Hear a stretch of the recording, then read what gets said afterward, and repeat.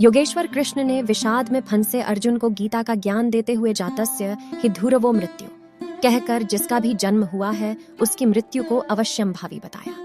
जन्म अर्थात न्यायकर्ता परमपिता परमेश्वर की न्याय व्यवस्था के अंतर्गत जीवात्मा के पूर्व जन्मों के कर्मों के फलों के अनुरूप उसे उपयोग के लिए एक साधन के रूप में मनुष्य का तन प्रदान करने के संयोग को ही जन्म कहते हैं। ठीक इसके विपरीत अपनी आयु पूर्ण कर लेने के उपरांत आत्मा का जीर्ण शीर्ण मरण धर्मा शरीर के त्याग को ही मृत्यु कहते हैं।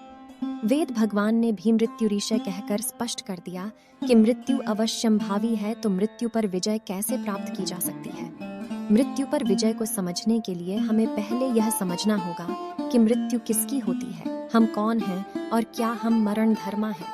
प्रथम प्रश्न मृत्यु किसकी होती है का उत्तर भी योगेश्वर कृष्ण ने गीता के ज्ञान में देते हुए 5 मूल तत्वों अग्नि, जल, वायु, आकाश और पृथ्वी के संयोग और मिलन से बने इस मनुष्य शरीर व साधन को ही मरण धर्मा बताया।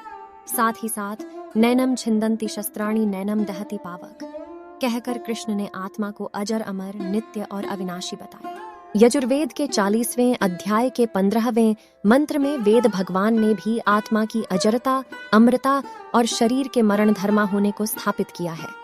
यहाँ यह स्पष्ट हो जाता है कि जीवात्मा मृत्यु से परे है और हमारा मनुष्य का तन अर्थात ईश्वर प्रदत्त साधन ही मरण धर्मा है। मृत्यु पर विजय वास्तव में मृत्यु के डर पर विजय है। एक डरा हुआ कायर व्यक्ति अपने जीवन में सैकड़ों बार मरता है, जबकि निडर साहसी मृत्यु के रहस्य को जानने वाला जीवन में केवल एक बार ही मृत्यु का आलिंगन करता है।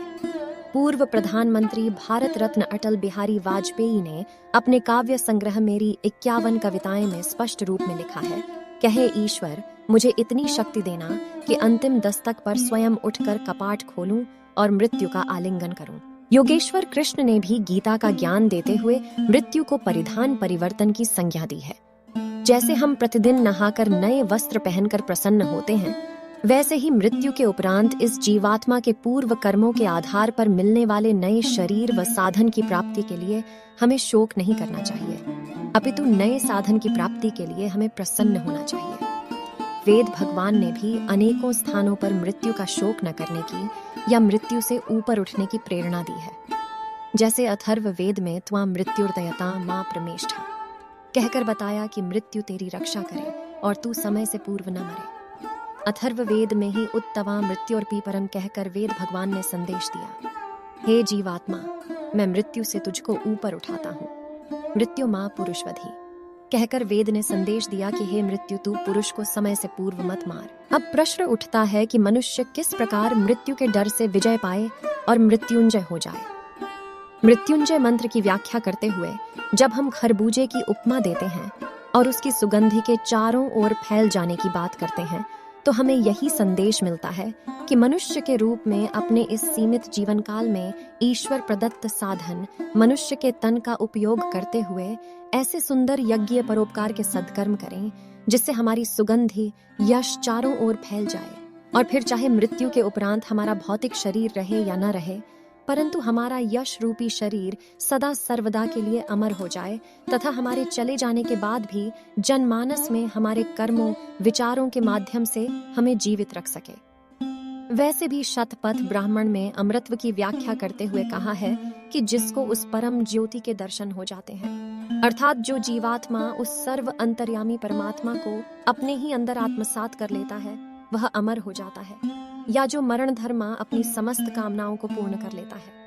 अर्थात यदि मनुष्य अपने जीवन के लक्ष्य अर्थात ईश्वर की अनुभूति करते हुए मोक्ष को प्राप्त हो जाता है तो वह अमर हो जाता है। हम कह सकते हैं मृत्यु के रहस्य को समझकर अपने अर्थात जीवात्मा के और ईश्वर के सच्चे स्वरूप को समझते हुए ईश्वर को अंतर्यामी रूप में अपने ही अंदर जान मानकर सद्कर्म करते हुए जो जीवन के लक्ष्य को प्राप्त कर लेता है वह मृत्यु पर विजय पा लेता है। दोस्तों आज के लिए इतना ही। उम्मीद करते हैं कि हमारे द्वारा दी गई जानकारी आपको पसंद आई होगी। ऐसे ही सटीक जानकारी के लिए हमारे चैनल को अपने दोस्तों और परिवार में शेयर करें और चैनल को सब्सक्राइब करें। धन्यवाद। आपका दिन शुभ और मंगलमय हो। राधे राधे।